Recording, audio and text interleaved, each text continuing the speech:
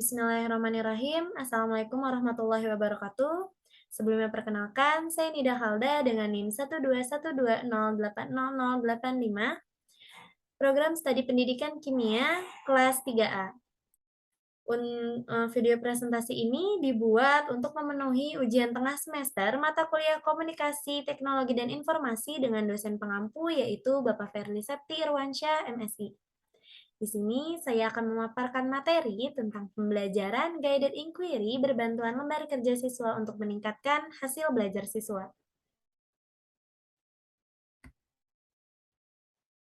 Untuk sumber materi yang saya ambil yaitu berdasarkan dari website jurnal Tadris Kimia.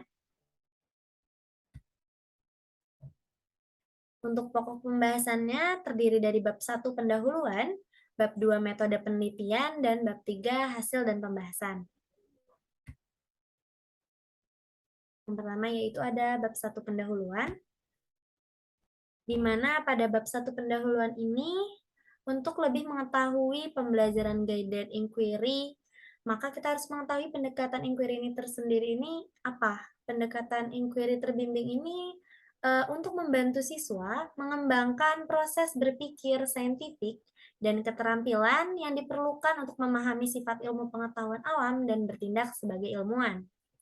Pendekatan proses oriented guided inquiry learning jika diterapkan pada materi kimia selain asam basa dan larutan penyangga yang memungkinkan dilakukan praktikum, maka berpotensi dapat meningkatkan keterampilan proses sains siswa. Untuk tujuan lembar kerja siswa berbasis guided inquiry ini terdiri dari membimbing siswa untuk dapat peka terhadap aspek kimia dalam kehidupan sehari-hari, lalu kemudian agar siswa dapat menerima fakta di sekitar dan dapat memicu siswa untuk dapat melakukan pengamatan, bertanya, eksperimen, mengasosiasi, dan mengkomunikasikan. Lalu, pada bab 2 ini yaitu membahas terkait tentang metode penelitian apa yang akan digunakan dalam melakukan penelitian pembelajaran guided inquiry berbantuan lembar kerja siswa untuk meningkatkan hasil belajar siswa.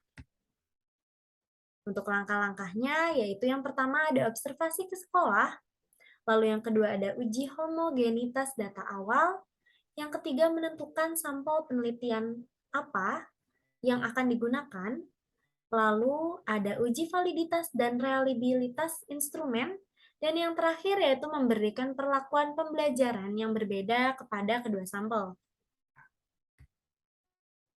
Lalu ada bab 3 hasil dan pembahasan. Pada analisis hasil belajar kognitif siswa menggunakan data tes awal pretest dan tes akhir yang menggunakan post-test, di mana tipe soal berupa pilihan ganda berjumlah 26 butir valid dari 50 soal yang diuji coba. Untuk hasilnya dapat kita lihat dari tabel pengamatan ini, di mana hasil pretest maupun post-test kelas eksperimen lebih tinggi daripada kelas kontrol. Model pembelajaran guided inquiry pada kelas eksperimen berpengaruh terhadap hasil belajar siswa. Model pembelajaran inquiry berstrategi REACT berpengaruh positif terhadap hasil belajar kimia. Adapun untuk uji kesamaan dua varians bertujuan untuk mengetahui data hasil pretest dan post-test kelas kontrol dan kelas eksperimen yang telah diperoleh, mempunyai dua varians yang sama atau tidak. Hasil pengujian data pretest dan post-test pada hasil belajar tersaji pada tabel kedua. Bisa dilihat tabel kedua yang menyatakan hasil uji kesamaan dua varians tes hasil belajar.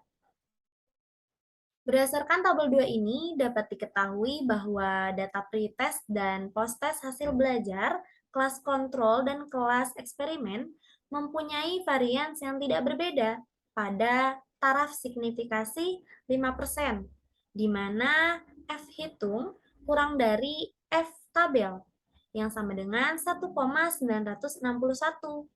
Maka dapat disimpulkan bahwa kelas kontrol dan eksperimen ini mempunyai varians yang sama. Untuk kesimpulannya, maka dapat diperoleh bahwa pembelajaran dengan model guided inquiry ini dengan lembar kerja siswa dapat meningkatkan hasil belajar secara signifikan pada kelas eksperimen dengan peningkatan 0,60 dan kelas kontrol dengan peningkatan 0,51. Dengan kriteria serta nilai rata-rata kelas eksperimen lebih baik daripada kelas kontrol dengan ketercapaian ketuntasan klasikal lebih dari 75%. Baik, terima kasih. Mungkin cukup sekian dari presentasi saya. Kurang lebihnya mohon maaf. Wassalamualaikum warahmatullahi wabarakatuh.